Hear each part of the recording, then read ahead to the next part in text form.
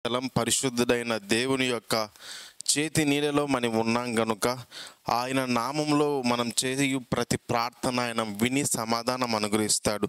పరిశుద్ధ గ్రంథము నుండి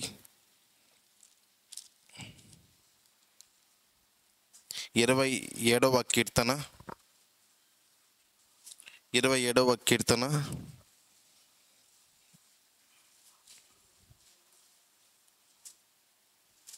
3వ వచనం చదువుకుందాం. అందరం కలిసి చదువుదాం చిన్నగా.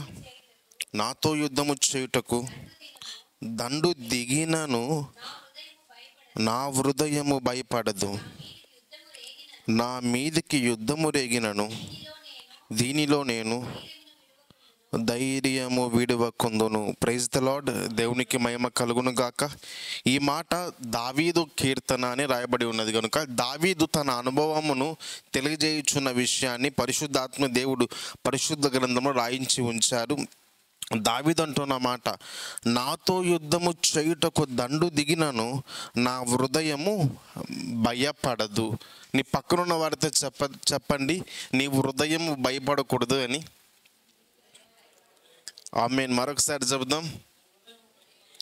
అనేకమైన భయములతో మనిషి నిండి ఉంటాడు. పరిశుద్ధ గ్రంథంలో 365 టైమ్స్ 365 సార్లు భయపడొద్దు అని రాయబడి ఉంది. మనకి ఎన్ని రోజులు సంవత్సరానికి? ఎవరు 600 అన్నారు? ఎన్ని రోజులండి? 365 365. ఎవరో కొంతమంది 600 900 అంటే కష్టం. మనకుండేది కేవలం 365 రోజులు మాత్రమే. అందుకొరకే పరిశుద్ధ గ్రంథంలో దేవుడు ప్రతిరోజు ఏదో ఒక సమస్యను బట్టి మనిషి భయపడతాడు, బాధపడతారని భయపడకుము భయపడకుము భయపడకుము అని చెప్పాడు. కనుక మనం ఏం చెయ్యాలి? పడాలనా పడకూడదా? పడకూడదు, భయపడకూడదు. ఎందుకంటే మనల్ని సృష్టించిన మన కన్న తండ్రి మన పక్షముగా ఉన్నాడు గనుక ఆయన మనకు దేవుడుగా మాత్రమే కాదు, ఆయన మనకు తండ్రిగా కూడా ఉన్నాడు. ఆయన మనకు స్నేహితుడిగా ఉన్నాడు, మన రక్త సంబంధికుడిగా ఉన్నాడు. ఏ విధంగా ఆయన మనకు రక్త సంబంధికుడు అవుతాడంటే, సిలువలో ప్రాణం పెట్టి తన రక్తాన్ని చిందించి తన రక్తంతో మనల్ని శుద్ధి చేసి మనల్ని పరిశుద్ధపరిచి తనకున్న పేరును మనకు ఇచ్చాడు. ఒక వివాహం చేసుకున్నటువంటి వ్యక్తి ఇంటికి ఆ యొక్క స్త్రీ వెళ్ళగానే పేరు మార్చబడుతుంది కదండి. ఆ యొక్క వ్యక్తి ఇంటి పేరే ఆ స్త్రీకి ఉంచబడి మార్చబడుతున్నట్లుగా మన జీవితంలో పాపులుగా పిలువబడుతున్న మనము యేసు నామాన్ని ఆశ్రయించి ఆయన వైపు తిరగగా పాపి అనేటువంటి పేరు పోయి ఇప్పుడు ఆయనకున్న నామం పరిశుద్ధత, పరిశుద్ధుడు. ఆ పరిశుద్ధత ఆయనను అనుసరించే మనకు దేవుడు అనుగ్రహించాడు. దేవునికి మహిమ కలుగును గాక. మన పేరును మార్చివేసిన దేవుడు, మన జీవితాన్ని మార్చిన దేవుడు. పేరును జీవితాన్నే కాదు, మనకు కావాల్సిన సమస్తమును అనుగ్రహించే దేవుడు పరలోకమందున్న మన దేవుడు, శక్తిమంతుడైన దేవుడు. యేసుక్రీస్తు ప్రభుల వారు సిలువలో ప్రాణం పెట్టి బలియాగమై మరణించి సమాధి చేయబడి 3వ రోజు తిరిగి లేచిన తరువాత ఒక మాట చెప్పాడు, నేను మీలో ఉందునన్నాడు. పాత నిబంధన అనగా అబ్రహాము, ఇస్సాకు, యాకోబు వారందరూ పాత నిబంధనలో ఉండేవారు. పాత నిబంధన అంటే ఏంటి అంటే, యేసు ప్రభు పరలోకంలో ఉన్నారు, ఆయన భూమి పైకి అడుగు పెట్టక ముందు ఉన్నదంతా పాత నిబంధన. వారందరూ పాత నిబంధన కింద ఉన్న మనుషులు. వారందరితో దేవుడు పక్కన నిలవబడి మాట్లాడేవారు. ఎప్పుడైతే మనము దేవుని నమ్మి ఆశ్రయించి మారుమనసు రక్షణ బాప్తిసం తీసుకున్నామో అప్పటి నుండి దేవుడు మనలో ఉంటాడు గనుక భయపడకూడదు. అనేకమైన భయాలు మనం విన్న కేరళలో కూడా న్యూస్ చూసినటువంటి డేవిడ్ అంకుల్ ఒక మాట చెప్పాడు. కేరళలో కూడా చాలా వరదలు వచ్చి చాలా ఇబ్బంది అయిపోయి జనాలు చాలా మంది చనిపోయారు. చాలామంది ఇబ్బందుల్లో ఉన్నారు. వారికి తినడానికి భోజనం లేదు, నీరు లేదు, చుట్టూ నీరే, తాగడానికి లేదు, నిలబడడానికి స్థలం లేదు. కానీ ఈ దినాన ఇంత పరిశుద్ధ స్థలంలో నిలవబడి ప్రార్థించుటకు దేవుడు అవకాశం ఇచ్చాడు అంటే కృప. ఆ ప్రాంతంలో నీరు వచ్చి మనుషులు ఎవ్వరు లేరు. అప్పుడు ఒకవేళ ప్రార్థన చేయాలన్నా ఉంటుందా?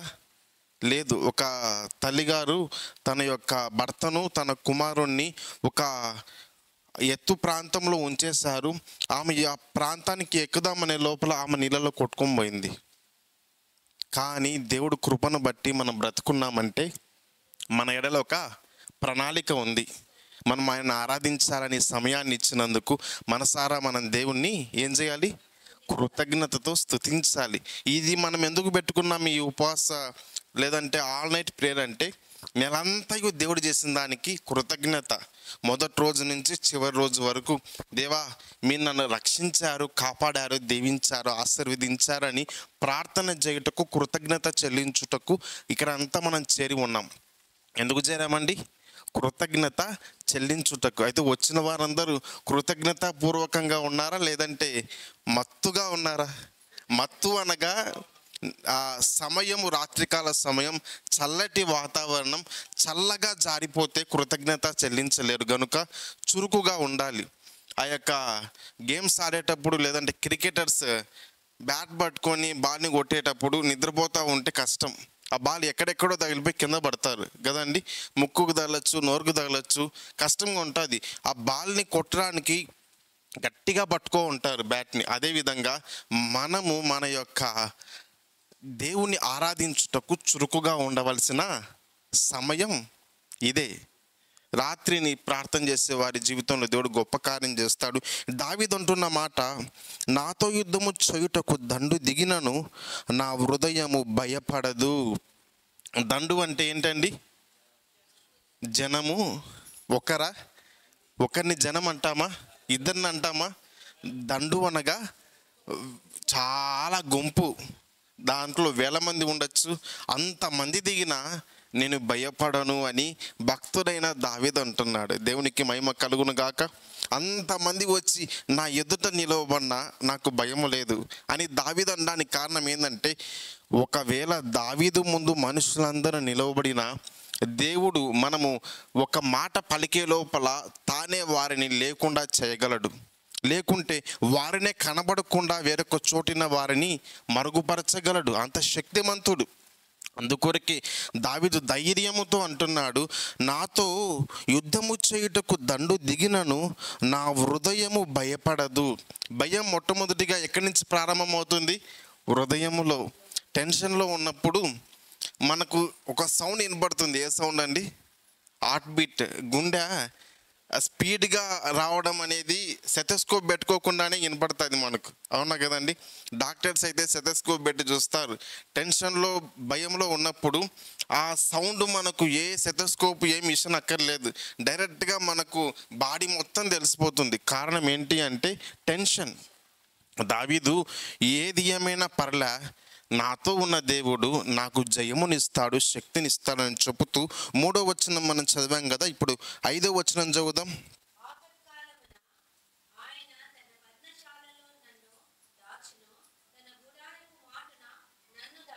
ఆమేన్,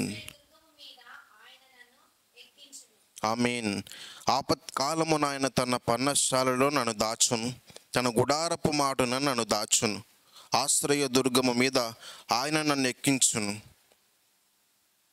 నిర్గమకాండం 2వ అధ్యాయం మనం ఒకసారి చూద్దామండి. ఇక్కడ 2వ అధ్యాయంలో నిర్గమకాండం మొదటి నుంచి మనం చదువుదాం.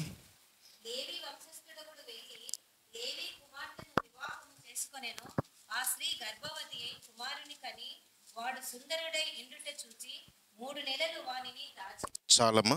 ఇక్కడ చూసినట్లయితే ఇక్కడ లేవి వంశస్థుడు ఒకడు వెళ్ళి లేవి కుమార్తెను వివాహం చేసుకున్నాడు. ఆ స్త్రీ గర్భం ధరించిందంట. ఆ యొక్క స్త్రీకి ఒక కుమారుడు జన్మించాడు. ఒకసారి అందరం పైన చూద్దాం. ఆ పైన కాదండి, ఇటువైపు చూద్దాం. వారిద్దరికి ఒకరికి వివాహం జరిగింది, వారికి ఒక కుమారుడు జన్మించాడు. అప్పుడు రాజు ఒక శాసనం పుట్టించాడు.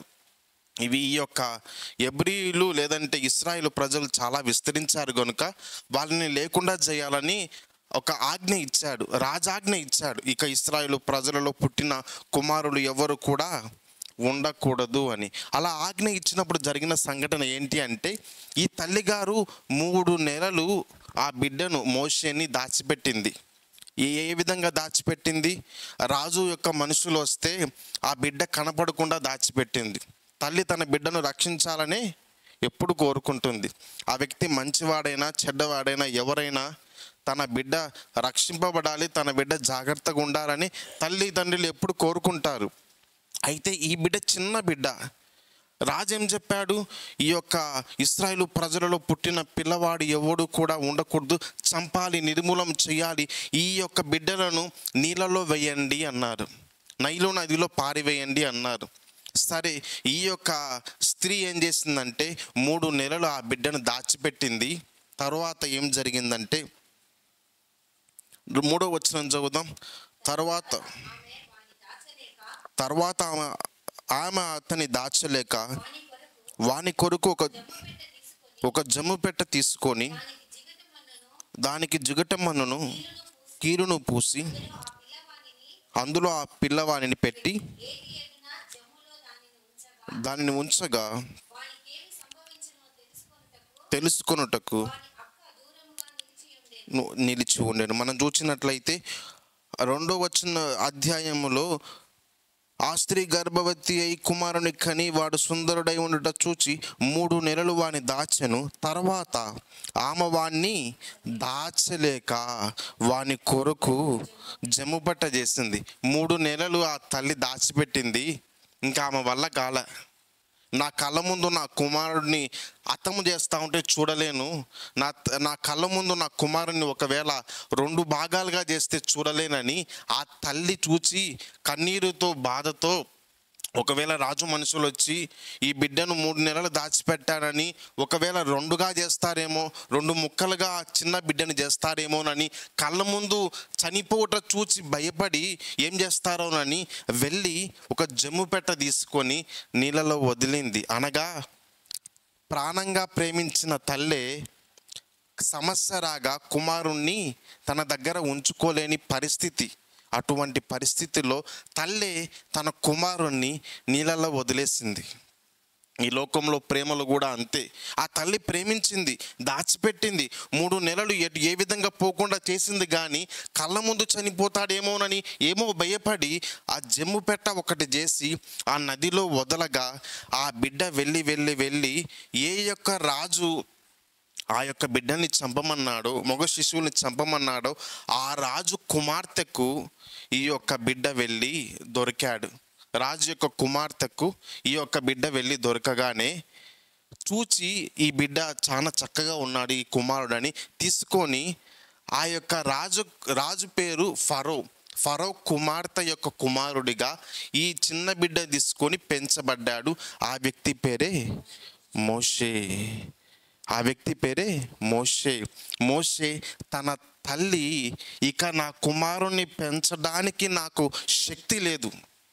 మన జీవితంలో కూడా ఈ సన్నివేశమనే కాదు, మన దగ్గర ఉన్న పరిస్థితిని బట్టి మన దగ్గర శక్తి లేకపోవచ్చు, బలము లేకపోవచ్చు, కానీ మనల్ని చూస్తున్న దేవుడు శక్తిమంతుడు. ఆయన తన శక్తితో మనకున్న ప్రతి సమస్యను తొలగించి పట్టుకొని ఉన్నతమైన స్థితిలో ఉంచుతాడు. నమ్మిన వారు ఆమేన్ చెబుదాం. తన తల్లి దాచలేక ఉంచలేక తన కళ్ళ ముందు ఏమైపోతాడో తెలియక ఇంకా ఆఖరి చూపులు చూసుకొని వదిలిపెట్టగా దేవుడు విడివలేదు. దేవుడు అది ఆఖరి చూపుగా చేయలేదు, మరలా చూచుటకు అవకాశం ఇచ్చి మరలా ఆ కుమారుణ్ణి పెంచుటకు తన తల్లికి సమాచారం పంపించి తన తల్లే తన కుమారుణ్ణి పెంచడానికి దేవుడు అవకాశం ఇచ్చాడు. కారణం, దేవుడు వాగ్దానం చేయగా విడువడు. దావీదు నమ్మకం కూడా అదే. ఏది ఏమైనా దండు దిగినా మనుషులు దిగినా నా పక్షముగున్నవాడు శక్తిమంతుడు గనుక నన్ను విడువడు. యాన్యువల్ డేలో మనం ఒక వాక్యం విన్నాం. సిగ్లక్ అనే ప్రాంతంలో 1వ సమూయేలు గ్రంథం 30వ అధ్యాయం తీనక్కర్లేదు, మనం జ్ఞాపకం చేసుకుందాం. మొదటి నుంచి మనం చదివినప్పుడు దావీదు సిగ్లక్ అనేటువంటి ప్రాంతంలో ఉండినప్పుడు ఆ యొక్క సిగ్లక్ అనే ప్రాంతంలో ఉండి వారు వెళ్ళి వేరే ప్రాంతంలోకి వెళ్ళి వచ్చారు. వాళ్ళు సిగ్లక్ అనే ప్రాంతంలో ఉన్నప్పుడు వారి భార్య, బిడ్డలు, ఆస్తి, సిరి సంపదలన్నీ అక్కడే ఉన్నాయి. వారు బయటికి వెళ్ళి వచ్చే లోపల కొంతమంది వచ్చి ఆ యొక్క ప్రాంతంలో ఉన్నటువంటి పశువులను, మందలను, పిల్లలను అన్నీ తీసుకొని వెళ్ళిపోయి తమ దగ్గర ఉన్న ఇల్లు, గుడారాలన్నీ కాల్చివేసి బూడిద చేశారు. అక్కడ ఒకటే ఉంది, ఒకటి బూడిద, ఒకటి పొగ. కాల్చబడినప్పుడు ఏముంటాయండి? బూడిద ఉంది, పొగ ఉంది, ఆ రెండే ఉన్నాయి. అయితే ఇంకా దావీదును చూచి దావీదును చంపాలని తన జనులే కొట్టాలని రాళ్ళు విసిరారని మనం విన్నాము. అయితే దావీదు ధైర్యము తెచ్చుకొని నా దేవుడే నా బలము అని ప్రార్థన చేయడం ప్రారంభించినప్పుడు దేవుడు అన్నాడు, దావీదు నువ్వు వెళ్ళి ఆ యొక్క జనులను తరుము, వారు నీకు దొరుకుతారు. దేవునికి మహిమ కలుగును గాక. దేవుడు శక్తిమంతుడైన దేవుడు. అదేవిధంగా పరిశుద్ధ గ్రంథంలో అబ్రహాము యొక్క సహోదరుని కుమారుడు, ఆ యొక్క ఆదికాండం 14 ఉంటుంది, చూనక్కర్లేదు, నేను దాని యొక్క వివరణ ఇస్తాను. ఆదికాండం 14 రాయబడినట్లుగా అబ్రహాము తన సహోదరుని కుమారుడు చెరపట్టబడి వెళ్ళిపోయాడు. సొదొమ గొమొర అనే ప్రాంతంలో అబ్రాహాము ఇటువైపునుంటే అబ్రాహాము సహోదరుని కుమారుడు ఇటువైపు ఉన్నాడు. ఇటువైపు సొదొమ గొమొరాలో ఉన్న అబ్రాహాము యొక్క సహోదరుని కుమారుని పేరు లోతు. లోతును తన పిల్లలను మందలను ఆస్తిని పట్టుకొని 4 రాజులు తీసుకెళ్ళిపోగా అబ్రాహాముకు సమాచారం వచ్చింది, ఇక అసలు అంతా అయిపోయింది, నీ సోదరుని కుమారుణ్ణి పట్టుకెళ్ళిపోయారు, ఆస్తి అంతా పోయింది, ధనమంతా పోయింది, ఇంక చంపేస్తారో ఏమో, చెరపట్టబడ్డాడు. అంటే అబ్రాహాముకి సమాచారం రాగానే ఒకసారి చూద్దాం. ఆదికాండం 315 మందితో వెళ్ళి ఏం చేశాడు? 14వ అధ్యాయం 14వ వచనం. అబ్రహాము తన తమ్ముడు చెరపట్టబడినని విని తన ఇంట పుట్టి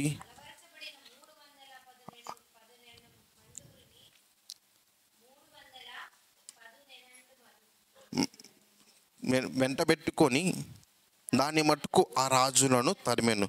ఆ రాత్రి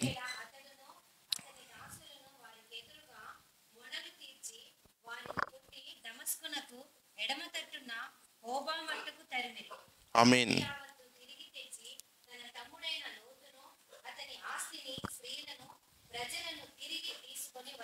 ఆమేన్ ఆమేన్. దేవునికి మహిమ కలుగును గాక. 4 రాజులు అనుకుందాం. ఒక రాజ్యములో ఒక రాజు దగ్గర ఎంతమంది ఉంటారండి? 1,00,000 మందేనా? కొన్ని లక్షల మంది ఉంటారు. మనం అనుకుందాం ఒక రాజు దగ్గర 5 లక్షల మంది ఉన్నారు. అలాంటి రాజులు 4 రాజులు వచ్చారు.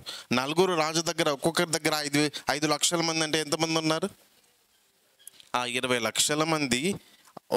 సాధారణంగా అనుకుందాం, ఒక ప్రాంతానికి వెళ్ళి ఇంకొక ప్రాంతానికి వెళ్ళి దోచుకొని పోతా ఉంటే ఆ యొక్క ప్రాంతంలో సొదొమ గొమొర అని ఆ ప్రాంతంలో 4 రాజులు వారి సైన్యం వచ్చి దోచుకొని పోతా అంటే వాటిలో నుంచి తప్పించుకొని వచ్చిన వ్యక్తి నీ యొక్క సోదరుని కుమారుడు చెరపట్టబడ్డాడు అని చెప్పగా 315 మందితో అబ్రహాము వెళ్ళి యుద్ధము చేసి పట్టుకొచ్చాడు. మీరు చెప్పండి, 315 మంది 5 లక్షల మంది చంపగలరా?